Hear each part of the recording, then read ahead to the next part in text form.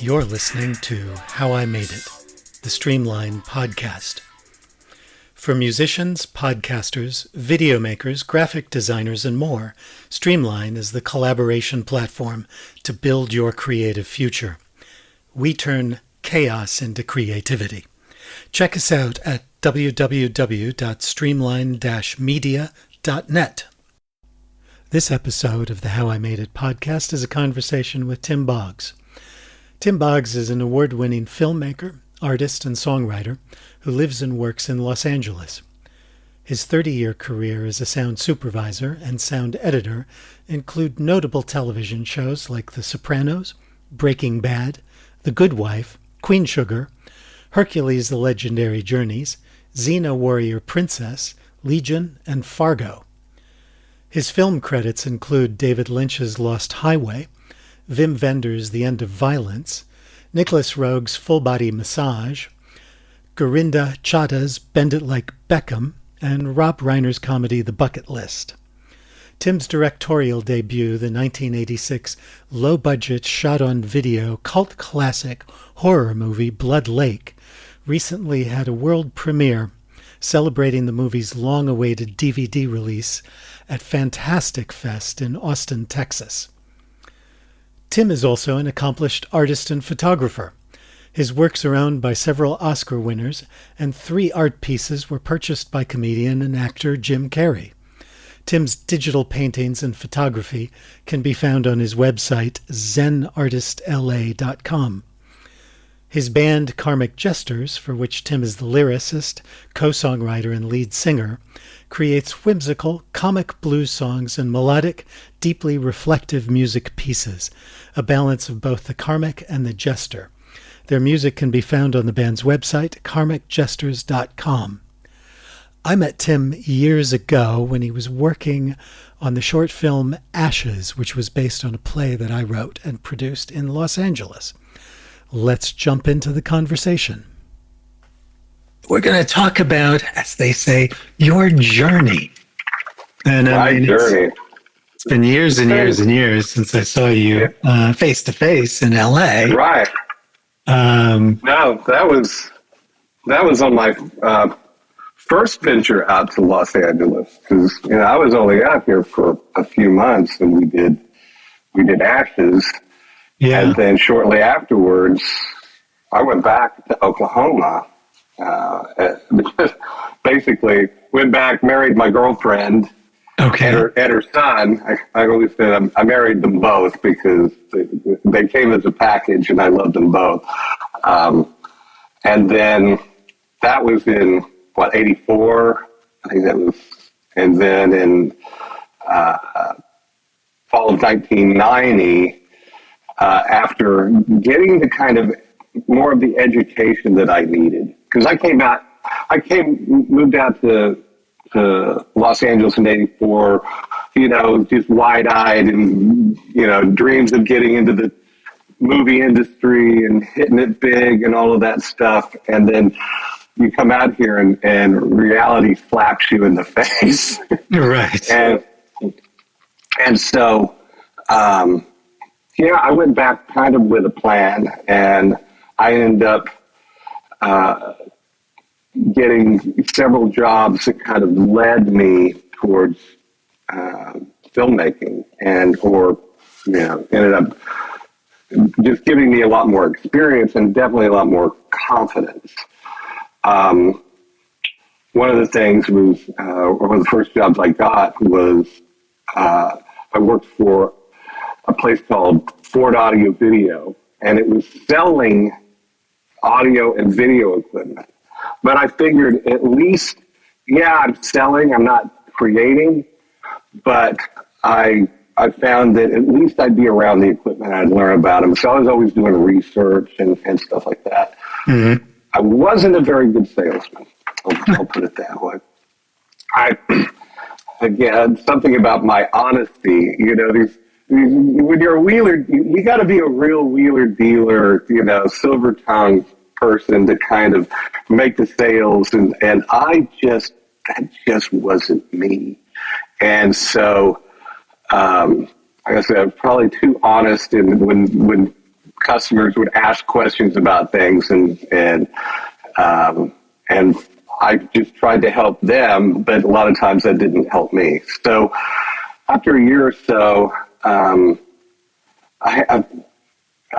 this guy came into the store one time, and he was looking for video equipment, but he was like wanting to rent it or whatever, and didn't know much about it. And I started talking to him. His name was Doug Barry. And Doug was an aspiring writer, producer, actor, and was in the middle of writing a low budget, or should we say a no budget horror movie that he had planned, and he wrote it to basically star himself and his best friends. Sorry, I'm going to send that to voicemail. And so he was like feeling me out as far as, the kind of equipment he would need and all of this. And he was telling me about it. But anyway, he was trying to keep it real self-contained so he could do it inexpensively. And I go, do you have a director? And he goes, no. And I went, would you like one? Because that's what I wanted to do, was to direct. And so we joined forces, and I ended up quitting my job there at Ford Audio.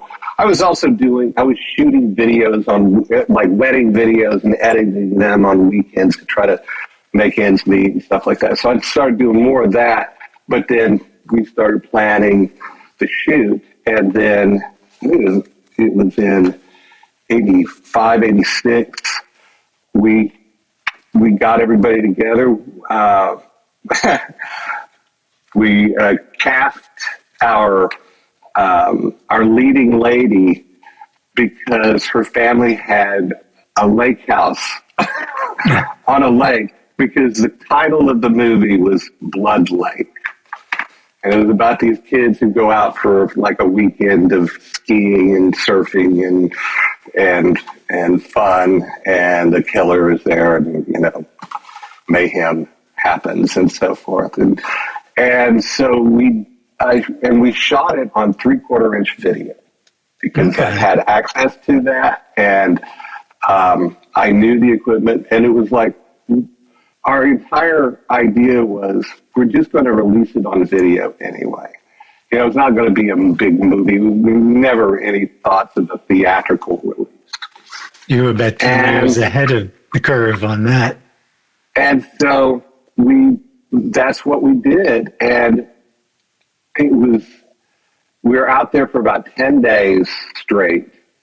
And it was a crazy shoot because, a lot of the families of the people came, and they were like wanting to treat it as a vacation and like the other way. And finally I was like, I had to put my foot down and said, everybody out. Just leave. We can't get anything done. We're here to shoot a movie. And so we did. And I was working like 20 hours a day because I had no crew. I was lighting it. I was the cameraman. I would set up a boom, but on a stand somewhere close to the actors. And we shot this movie. And it was some of the most difficult things I've ever done in my life. And I just found it so exhilarating that it was like getting, it was like my thesis, it was like a graduate thesis doing this thing. And I found I loved it and just had so much fun doing it. And then the next step was, once we got it shot, we edited at night, because it was cheaper. We found a place where we could edit it at night, about the 3/4 inch to 1 inch, and edit it that way. And then my other idea was, well, I know the movie is not going to be very good, and I was kind of gearing it towards 11-year-olds. It's like, if we could just, it's like, if we're going to do it for a kid who's like, okay, I want to, you're having your friends over, let's go to the video store. What do you want? And they want a horror movie. And so something that was simple enough. It didn't have any nudity in it. It was, it was a little straighter in that way, and not a whole lot of gore. It had a little bit, but not like what it is today. Probably not even like what it was back then. But it did have a lot of humor in it, and the characters, because everybody on the, all those guys and ladies were characters. I mean, they were really fun people, and I found during the first day, only one or two of them were actual actors. Everybody else were just, they had no acting experience. And so I tried to get them to just be themselves. And when we did that, it started becoming a little bit more organic. I mean, if you watch the movie, you can see how stiff. There's certain scenes where the actors are really kind of stiff. But long story short, Doug and I hired a photographer. I had this idea for a design because it may be a shitty movie, but it's got to have a dynamite cover. And it did. It had a really good cover, and we got it sold. I made zero money on it. But it was sold to United Home Video and got released. And then over the years, I would go to IMDb, Internet Movie Database, to just to look up I loved reading the comments, and most of the comments early on, especially, were, "Oh my God, this is the worst piece of crap I have ever seen. Oh, I wasted 90 minutes of my life," and I just laugh because I had the same feeling. I mean, after finishing it, I had a VHS and I played it one evening for my wife and I. We watched it. And when it was over, I turned to her and I said, "I never want to see this piece of shit again." Okay. And I didn't watch it for 20 years. All right. Shortly, as time went on, those comments on IMDb started getting like, "Oh, hey, wait a minute, guys, you're missing the point here. No, this is really cool." And I started finding there were supporters. And as more time went by, I started getting phone calls and emails from people. Are you the director of Blood Lake? Blah, blah, blah. And I found it had developed a cult following.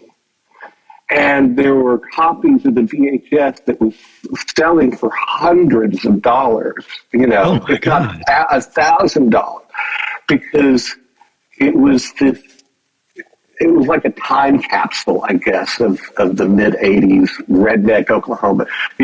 Guys with mullets and those Okie twang accents, and some of the characters were just really funny, especially this kid called Little Tony in the movie.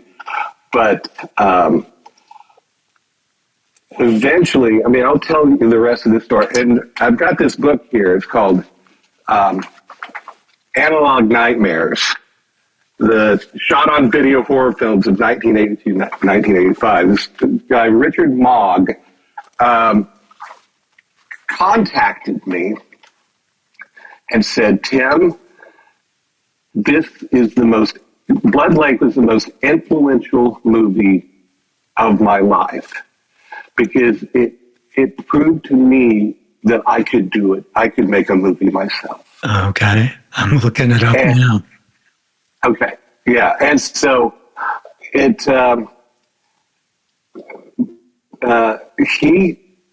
sent me, he goes, I'm writing a book. He was talking about this book.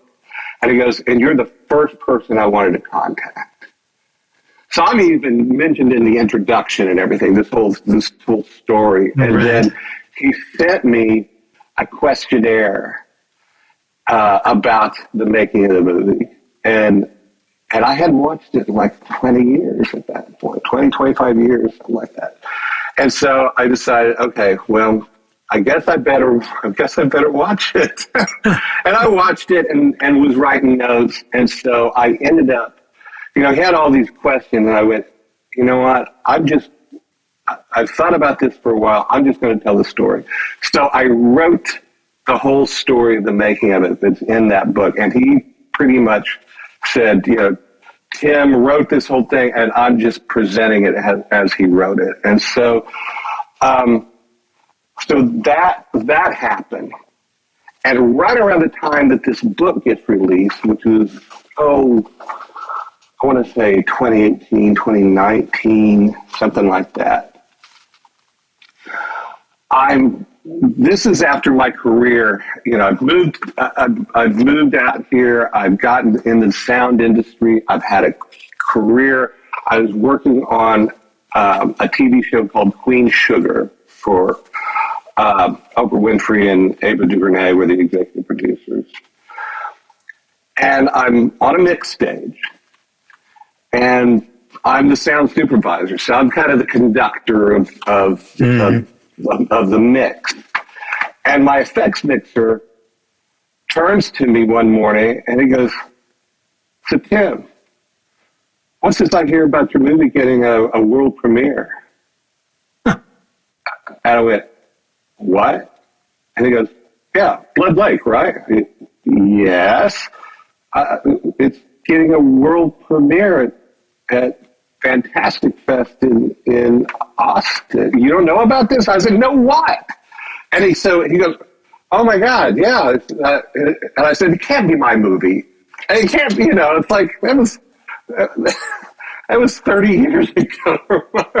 And so he's like, no, look. And so he goes to the website, or I look it up, the website, Fantastic Fest, and sure enough, and it says, Blood Lake in celebration of its upcoming DVD release. We're having, it's going to have its world premiere, and the producer and lead actor Doug Barry will be there. I hadn't seen Doug since I moved out to California, which I moved out in 1990. So, and this, 28 years later or whatever. And anyway, so I emailed, trying to find the person to talk to. I just kind of randomly looked up the contact us on Fantastic Fest and said, "I am the director of Blood Lake. How can I crash your party?" I was like, I'd fly out there to be part of that. And I didn't figure I'd hear from anybody. And 30 minutes later, I get an email from a different person than who I had sent it to. And this was the kind of head of Bleeding Skull, who was the company that kind of bought the rights and was releasing it on DVD. Mm-hmm. And he basically said, "Tim, we would totally love for you to crash our party. We're sending you a ticket, and we'll put you up here in Austin, airline tickets. We're going to fly out. We're going to put you up in a hotel, and you'll go to the festival, and you'll be part of the questions and answers afterwards. And then we need to do the commentary for the DVD." And so this little no budget, I swear, total, we probably spent $12,000 on it, maybe. And it was I always thought of it as just this crappy little movie. It's like almost an embarrassment, because I had bigger dreams. I wanted to, I felt like I could do better. And, my career had gone different directions, but I was I was doing well doing sound. I worked on so many great shows and stuff. But to watch this little silly horror movie go from nothing to gaining a cult following and then to have this big world premiere, and they filled out 3 theaters for that night. 1 main theater and two overflows. And the crowds were ecstatic about it. Cheering, laughing. I mean, and people coming up to me like, "Oh my God, I just love Blood." What bizarro world am I living in? But it showed me that as an artist, because I also do a lot of visual art, I'm a musician, I do all these different things, but there's an audience for just about anything. You can do just about anything. And somewhere in the world, as you were saying earlier about your music being big in Southeast Asia, Right.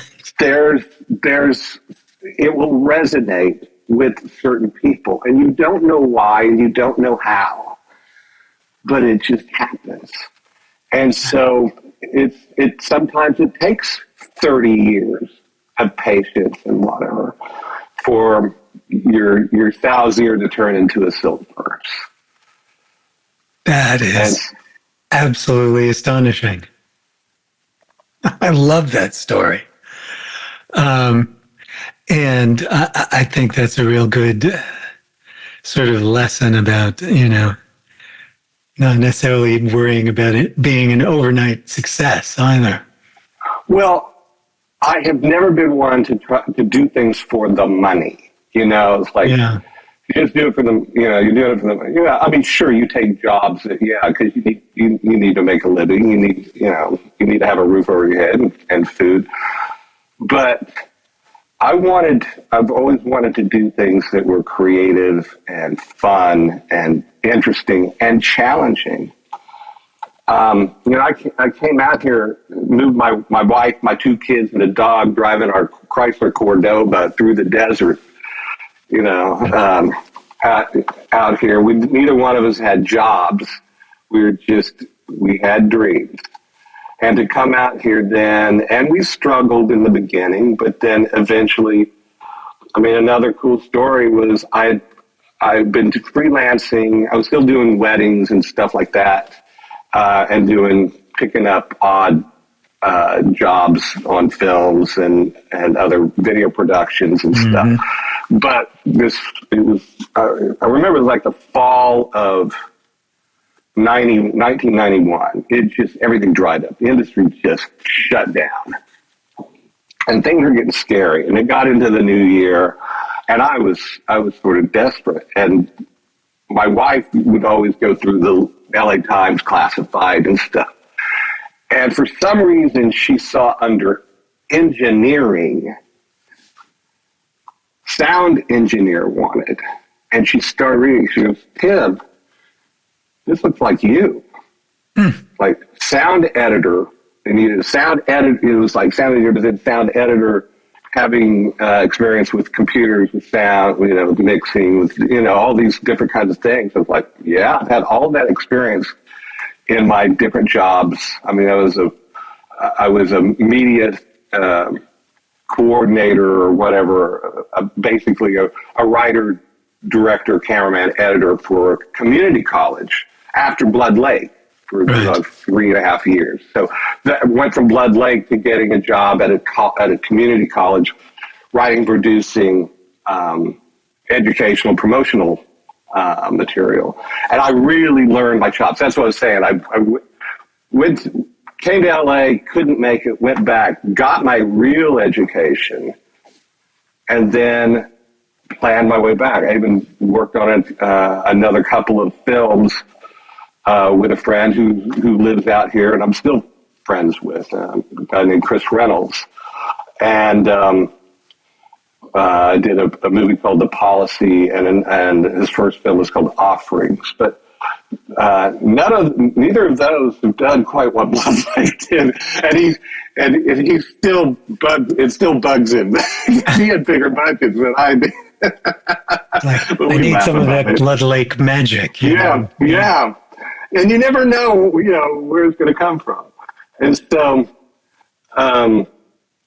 anyway, she found this thing, and this editor job, and so Monday morning I called and I got through to this person, and she goes, wow, the phone's just been ringing off the hook. You're lucky to get through. Okay, I told her about myself. She goes, okay, that sounds great. Just send me your resume and all the stuff.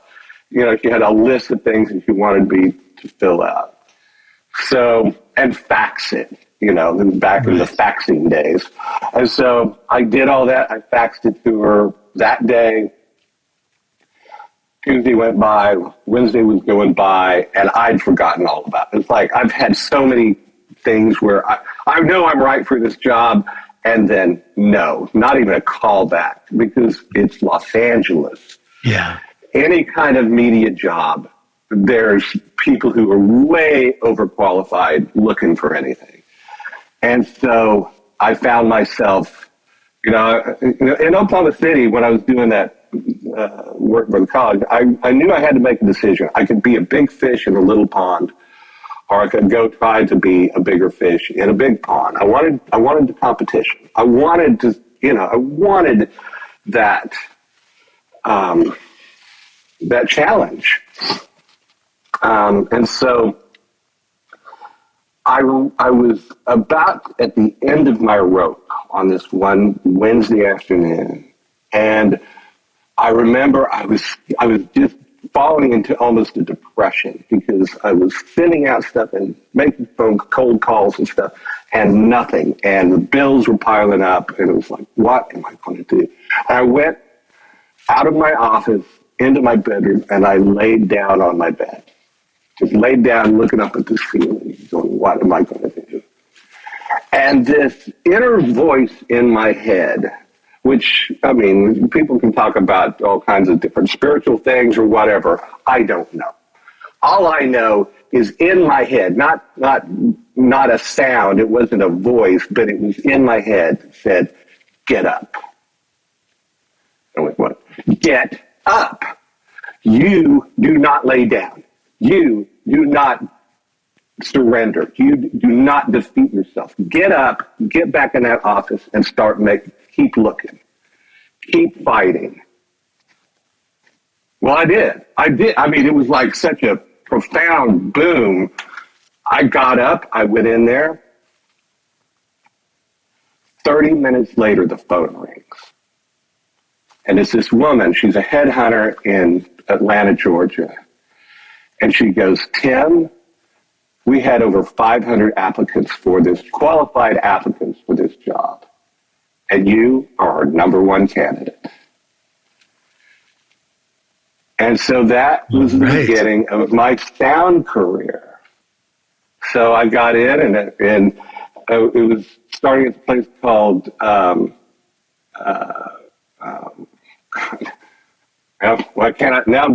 I'm going to senior moment. It'll come to you. Soundtracks. It was a thing called Soundtracks. And it was just a real nondescript building on Burbank Boulevard in Burbank, California. And I get in the waiting room supposed to meet. This is for the interview, to meet with the owner and everything. And it's it's a typical warm spring day, in LA, and they had this door that was open, and there was this long hallway, and you could kind of hear down the hall. And every minute or so, the silence was interrupted by this blood-curdling scream. Ah! Ah! Down the hall, like someone's being murdered, right? And then it'd go quiet. About a minute later, ah! Ah! And I was like, this happened like, 3 or 4 times, and the receptionist looks at me and goes, Amityville Horror 4. 4. Yeah, that's,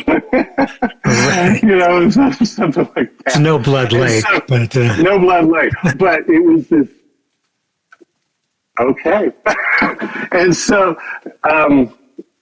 I got the job, and I started learning, how to edit sound. And I had done so much music recording. I had my brother was in bands. He taught me how to use a mixer board and how to mix. So through my college years, I was mixing sound for bands and his bands.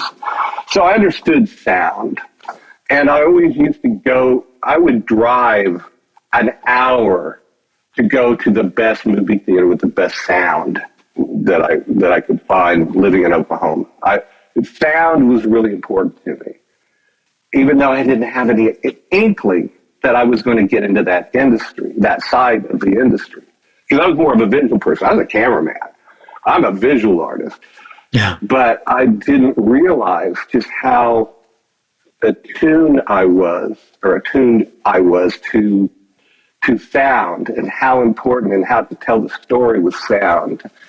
And so I took to editing sound, say a duck to water. I just understood it. It made sense. And so that began my career. And I was there for about a year or so. And were you cutting Sorry? tape? Were you cutting tape in those days? No, this was the beginning of the digital era. Oh, okay. Era. Very, very beginning. We were using a system called the DAWN system, DAWN, Digital Audio Workstation Nucleus, that was kind of a homegrown, local LA company. But it was digital media. Yeah, it was not using. I mean, everything was then bumped to 2-inch tape and mixed that way there. It was not completely digital, but the editing was digital. And so my first day on the job, I was actually sent to another studio where a guy named Patrick Gurindha, this young French guy who was a real wizard editor, taught me how to use the DAWN system. And so Patrick and I have been longtime friends since then. But so I learned how to edit and all that. And then they lost one of their major shows. I think back in the day it was a show called Homefront. And when that was their bread and butter. And we did a lot of conversion stuff, taking old movies and shows of some sort, even documentaries, and creating M&Es, which is music and effects tracks. Basically, taking all the dialogue, stripping out all the dialogue, replacing it with background sounds and effects and everything that could then be dubbed into whatever language and sold then to different countries. So I was going between doing that kind of work, which was just, for me, it was the fundamentals. It was the building blocks, learning how to do this without a whole lot of pressure. And then they had this whole other thing, which was the TV side where they were doing, television shows. And occasionally I'd get to work on a movie or whatever. And in fact, one of the movies I worked on was Maniac Cop 3. Maniac Cop. Which was no Amityville Horror 4. No, it wasn't. And so there was a place where a car gets kind of turned on its side and it scrapes. It's on fire and it scrapes and everything. And I remember the Terminator 2 had just come out, and there was a scene where this big semi turns on its side and goes screeching down the street. I was like, I want to listen to that. And so I got the okay to go down to the local Blockbuster Video at the corner of Buena Vista and Burbank Boulevard, just down the street from Disney Studios, to rent, Terminator 2 so I could, listen to it and try to construct it for the show I was doing. And so I went in there and found Terminator 2, and I went, okay, I gotta look. I gotta check. So I went around. This was in 92, I believe. 92, 93. I went around to the horror section. And sure enough, there on the shelf, just down the street from Disney Studios, Blood Lake. I made it. I made it to Hollywood. I just laughed. I mean, it was just, it was just funny to me.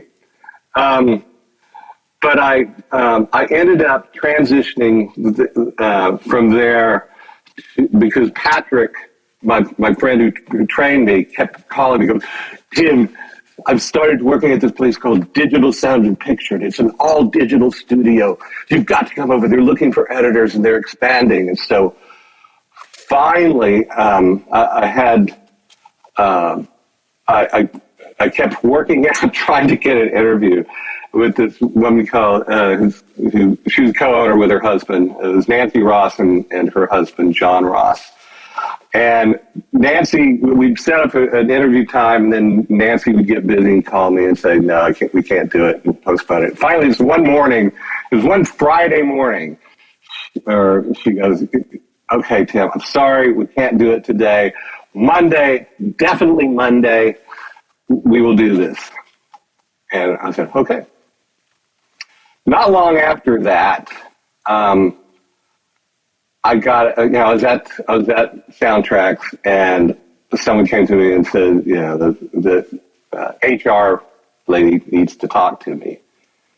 Well, I had seen the signs, the road signs, people getting laid off left and right, people who had been hired after me, and all of that. And I had taken that opportunity to start training myself in how to do Foley, how to record background, how to create backgrounds, how to do all of these things, how to record ADR, dubbing. And I kind of rounded my skills. And sure enough, I go in and I get laid off. But it's like, we're going to give you 2 weeks severance and all of that and blah, blah, blah, blah, blah. I said, okay, great. Well, I stayed the day. I could have just left right then, and everybody was expecting me to leave right then.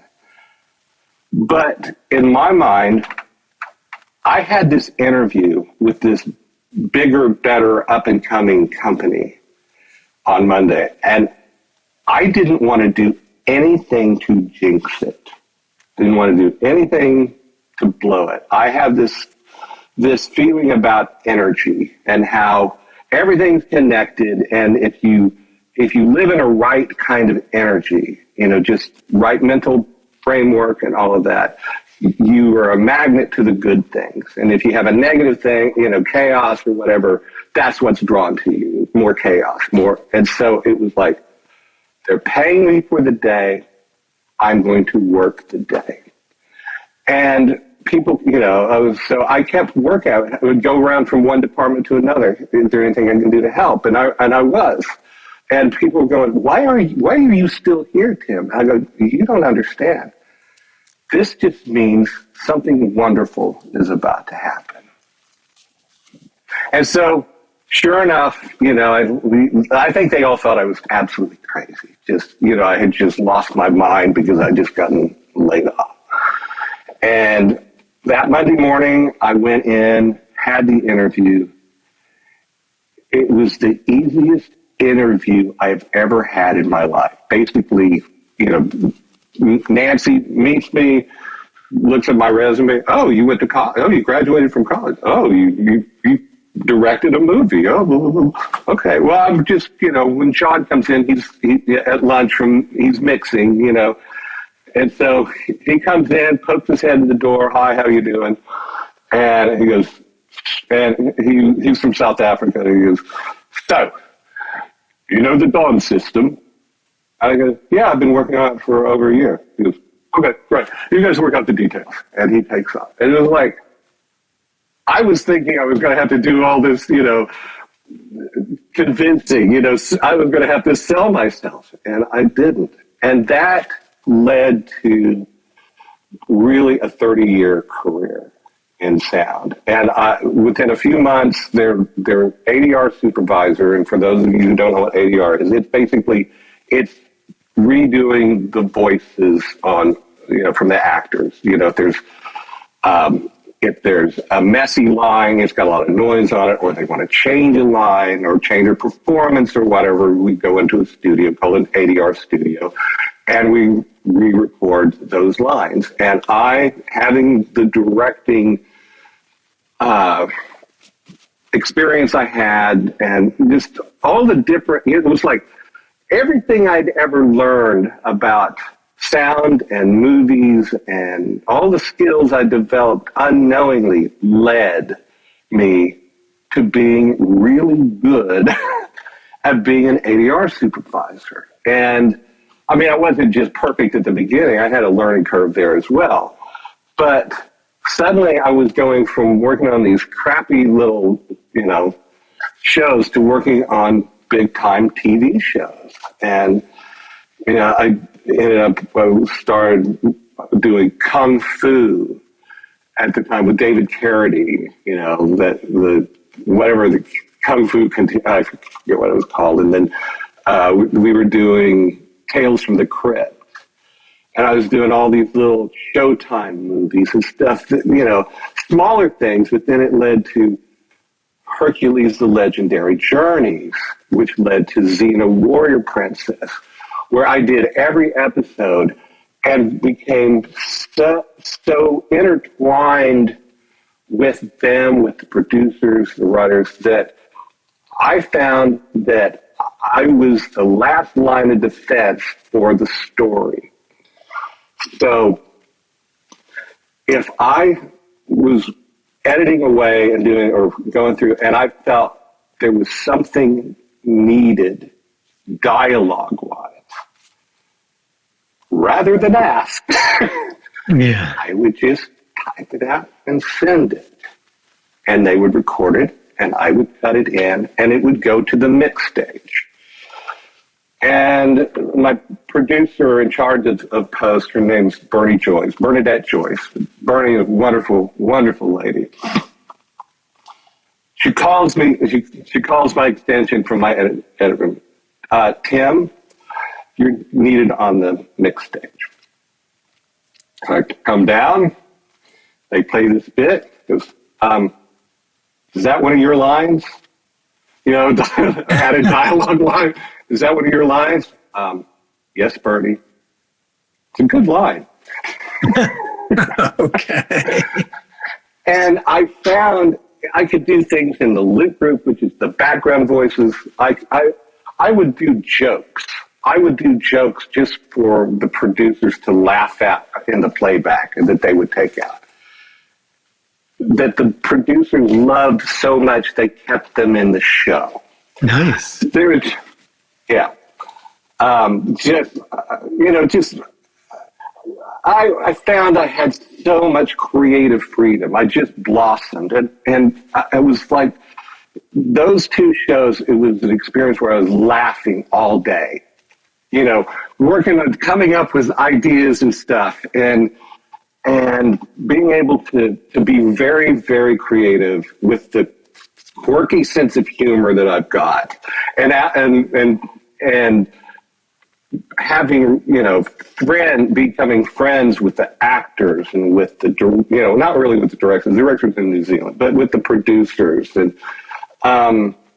with the editors and with everybody involved. And I just felt so, like I say, intertwined with it, that when, Hercules did its run and then Xena did its run, and at the end, when Xena was wrapping, they were having a final major wrap party in New Zealand, in Auckland, New Zealand,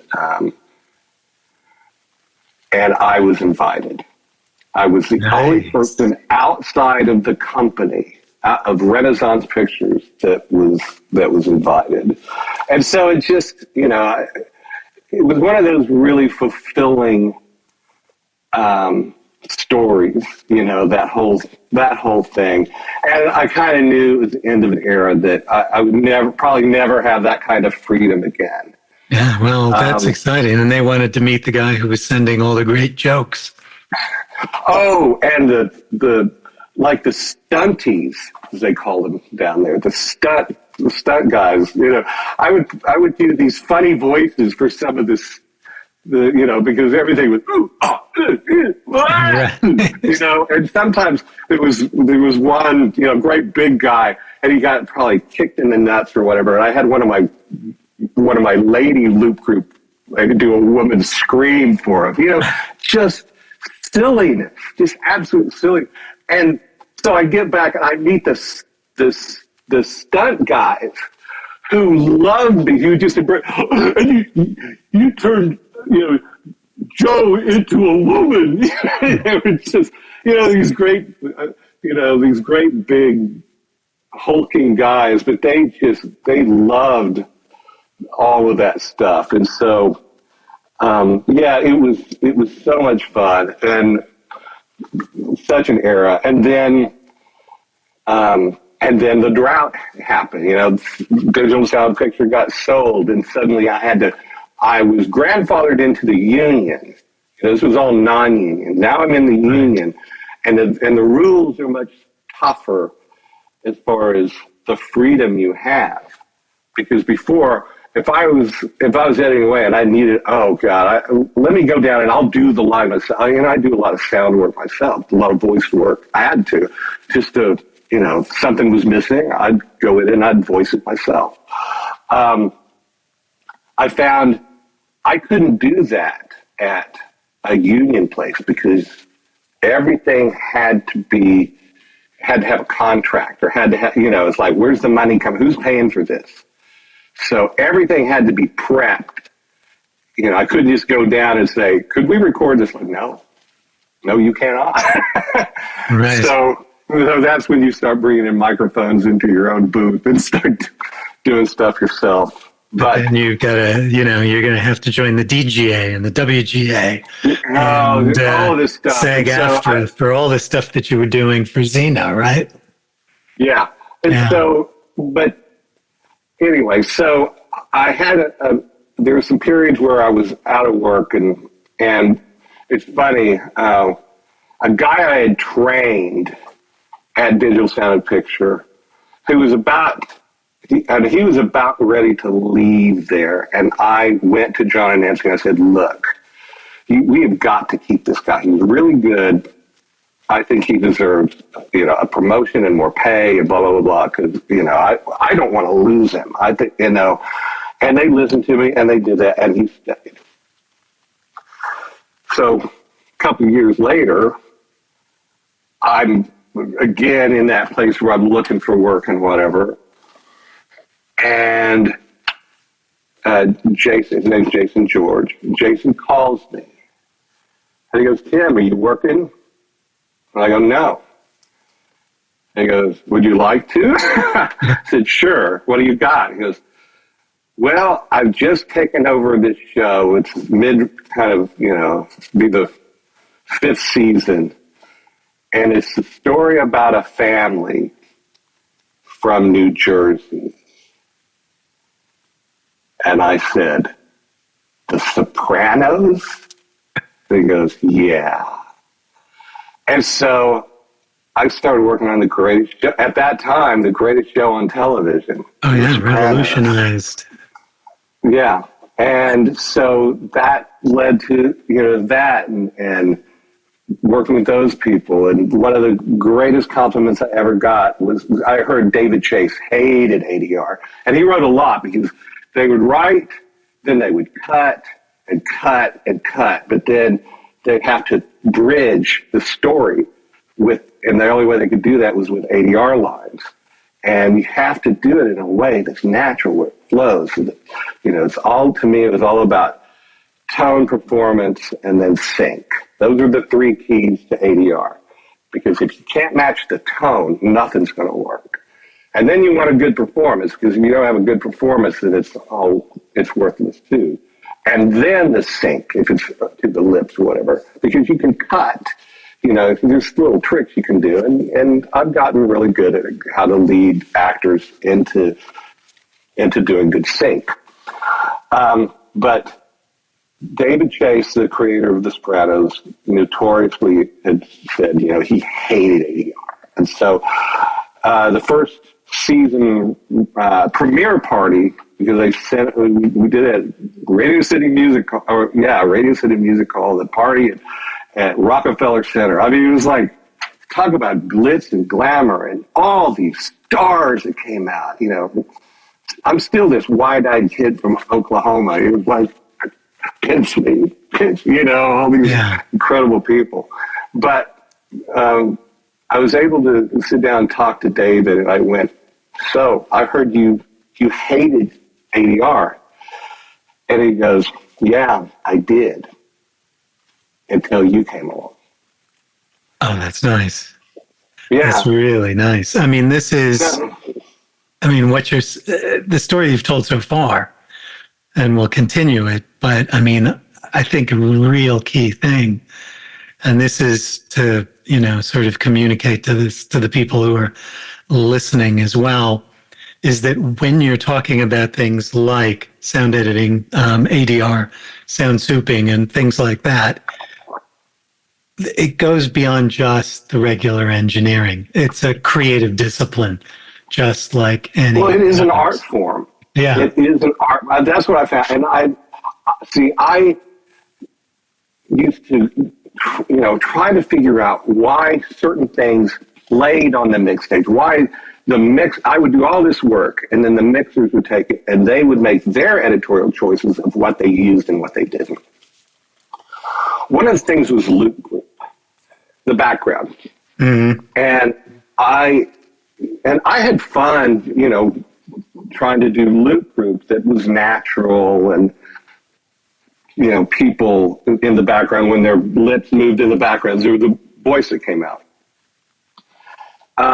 And at that time when I started, the ADR mixers were the ones in control of how everything sounded.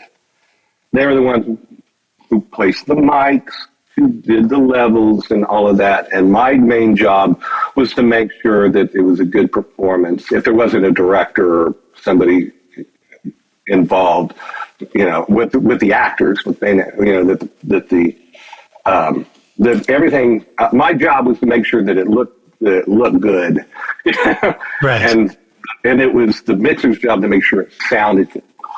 And so, but I'd go to a mix stage after doing all kinds of elaborate work for the background sounds that I wanted to give it a rich feel and everything. And I'd go in and I wasn't hearing it. I wasn't hearing the work, all this work that I'd put in, and all the loop group actors that came in to do all the dubbing did. And I was going, why aren't we hearing it? And the mixer goes, loop group? Oh, as soon as I hear loop group, I just pull it down. I went, why? He goes, because it's always too present.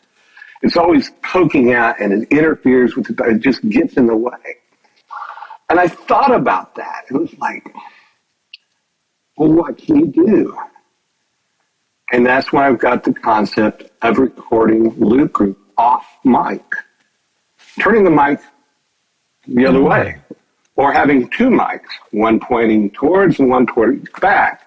And doing, instead of recording, a single mono track, you record it in a stereo track, but you can then turn those into mono and or however you want. But I started relying on those off mic tracks, and suddenly it just grounded it, took the edge off the top, and it just, everything just settled in. Because instead of it being really enunciated, it becomes, because if you go to a restaurant and you listen, it's just except for the people at your table, or maybe the person right behind you or something. And I would do that. I would go and I would listen. I would listen how things really sounded, and then try to replicate that. And then the more studios, because a lot of the shows I worked on were remote shows. They shot in New York or New Zealand or, up in Canada or whatever. And so there were actors all over, being, the other show I ended up working on. I just got to say this while it's on my mind. After The Sopranos, I thought there was no other, a show like The Sopranos only comes along once in a lifetime, Right. once in a career. And shortly after that, I got hired to do this show that had a real silly title. I didn't understand it. A show called Breaking Bad. Unbelievable. Right. I mean, we didn't know what we had at the time. and so, I started working with a guy named Tor Kingham in Albuquerque, New Mexico. It has a ADR stage, there. And I started having him do the same thing. I'd put 3 mics on the actors to on mic boom, off mic boom, and a lav. So then I could pick between what sounded good, because sometimes you're walking someone into a frame or turning them out. And it's where it used to be you would just do it with a volume move. Now you're taking them from being on mic to off mic and making it real. You can get that sound that it's just, if the transition is smooth and believable. Smoke and mirrors. Let's talk about the smoke and mirrors. Well, I was going to say that, that is a brilliant use. Because particularly film, television, all of that, it's pretty much so much focused on either the lav, or the Sennheiser shotgun, always pointing. And what you're describing, is actually much more the way you record music. You're right. What you're describing is like the technique to get the John Bonham drum sound or things like that. Yeah. Well, I had one of the first mixers I talked to, it was like, my job is to get the best sound possible, the most clear, crisp sound possible, and then let the mixers decide what they want to do with it. And I had to finally fight the mixers to change that mental prison that they were in, thinking that and it's like, no, we have to record it to make it easy for the mixers, because the mixers, especially in television, do not have as much time. And if you cannot make something off mic on a mixing console. There's not a button. There's not an off mic button. And so I had to realize it and then implement it and then fight for it. And then every studio that I worked with, I said, I know this is and I talked to them ahead of time. I know this is a strange request. I want you to do an LCR left, center, right recording, and this is how I want it, and this is how I want it labeled. And a lot of them would fight it at the beginning, and then they would hear the results. And then we would do it, and then years later, it's like Tor in Albuquerque, and some other guys in New York and in Chicago that I worked with on. That became their standard. Nice. It became this, and years later, I talked to him. I was going, "Hey, this is Tim Bogs. We worked with each other." He goes, "Tim, of course I know who you are. I learned, everything I learned from ADR, I learned from you." Stuff like that. It's not like I'm not trying to be an egotistical thing about it, but it was just that I felt so good that I was able to contribute to the craft and the art of this side of the industry that is so important, that is so undervalued. The people, and I always say, if you notice my work, I've done it wrong. I've done a bad job. If you notice it, I did a bad job. Sometimes I'd ask actors after like a premiere or something when I'd see them after, and we would have butted heads over ADR and stuff like that. And they were always afraid because they'd done ADR on other shows that, and it screwed it up, just they had, and I said, well, those people didn't know what they were doing. I'm a real artist at this. Just trust me, I know what I'm doing. And I talk to the actors later and they go, I didn't notice it. I went, good. That's the best compliment you can give me. You didn't notice it. So, I mean, and I'll go into it. It sounds to me, and what you're describing, and not only because we just brought up the issue of sort of recording the way you record music, but even sort of, your experience as a visual artist as well, where things like, subject and ground, are so important. It sounds like you brought that type of thinking to sound. Yeah. Well, it's like another one of my tricks that, becomes like little phrases that I use when I want to do a walla, just a wash of stuff. I go, okay, actors, turn to the walls. And they have them turned completely around. It's like, you don't need to see anything. It's just a restaurant scene, or it's just an office scene, or it's just, this is, you can talk to each other, but talk to the walls, talk away from the microphone. It's just stuff like that. And then we might I do that as the base layer, right? And then, okay, now let's talk to the sides. So you bring a little bit more online. And now let's do everything in layers. It's like, you're just doing, I have so many people I'm doing on this layer, and then fewer people in this layer, and then maybe just a couple of people in this, for the, what I might call the pokey outies, the stuff that you want to have a little clearer, that spike in the holes in the dialogue. So you're always hearing something, but it's got to be kind of relevant. You're telling a story, you're creating a mood. And I'd also say, it doesn't matter what you say. It only matters how you say it. Because we don't want to necessarily pick up what you're saying. We're not going to be listening. If we're focused in on you guys, the audience is focusing on you guys, then we're doing it wrong. We want them to focus on the dialogue of the main actors. But what we want to do is add that sense of realism. And sometimes it's an energy thing. It's a crowd. Maybe it's a crowd for some event or whatever in the building, or it's laughter. And you want certain little things to peak here and there, but you don't want it to interfere with the dialogue. You want it to support the dialogue, but to remind people that they're in this environment and that it's real, you have things peak out when the actors are not talking. So it becomes this flow. And it's just, I did it for 30 years. I kind of learned over the years how to do it, and then it just became second nature.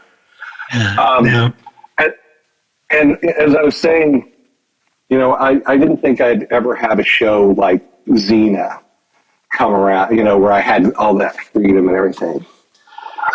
Well, I didn't until the show, it was Noah Hawley's Legion came out. And I got to do all 3 seasons of that. And it was when I was hired, the same person who hired me to do Breaking Bad, and Nick Forshager, who owns Wild Track Studios. Nick calls me up and goes, Tim, I think I have the perfect show for you. It's about a guy who has voices in his head. Perfect. And so I went, yeah. But that's how it started. And so on that show, I researched auditory hallucinations. Mm-hmm. People who have those hallucinations in their head. And recreating those, there's people who had that affliction and then got better. And then went and recreated it. And I would listen to some of those tapes with my headphones on. You know, I have these headphones here, and I have them on, and I'm listening. And I'd just throw the headphones down because it got to where it was so intense that it just creeps you out. So when I recreated it, when I got the loop group, and I would come into the ADR stage with my 6 or 8 people that were be working with that day to do the show, and I'd say, "Okay, kids, we're going to have fun today. We're going to be crazy, And so I would just direct all of these negatives, like, okay, all this negative. I'm so stupid. You're so stupid. God, you're horrible. All this stuff, negative. It just makes you, the more you hear it, it just makes you feel icky.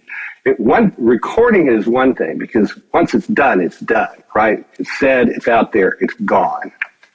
But when you're editing it, you get all of these different tracks and you're laying them on top of each other, the layer, and you're finding just those trigger words, those trigger phrases, just putting them in the right spot.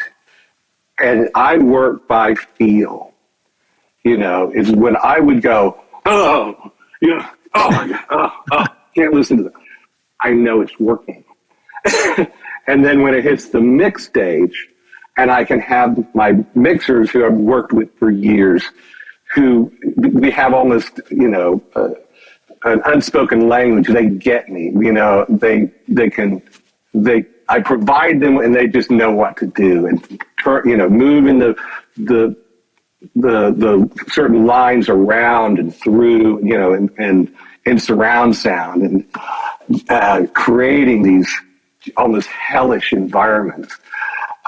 For a sweet little innocent person like me, I love going into those hellholes and creating them. It's fun. Well, I was born on Halloween. So, okay, now that pulls everything together. Yeah, It all makes sense now. Legion. Well, that was just visually, editing wise, just even story wise. It probably gave you such incredible license to have. Well, it did. And the fact that being a voice actor myself, I became the demon. The demon with the yellow eyes. So I had this voice that I could put on and then pitch it down. I'd pitch it up. Or do all these things. So Aubrey Plaza's character, I had so much fun with, because I would have her loop her voice, and then I would take her voice or what she was doing in production, and I would match it, because I'm really good at sync and following. It's all by listening, by hearing the rhythm and the tone and the flow, and as a singer too, I can match that, and so I would do these things, but then I would do it in a devil voice, or I would do it in a different kind of voice. And then I'd pitch them up or pitch them down and make them float around. But it was all looking like it was coming out of her mouth. And so it just, again, it's like painting with voice and playing and just pushing the boundaries, trying to find new ways to help tell the story. And God bless Noah.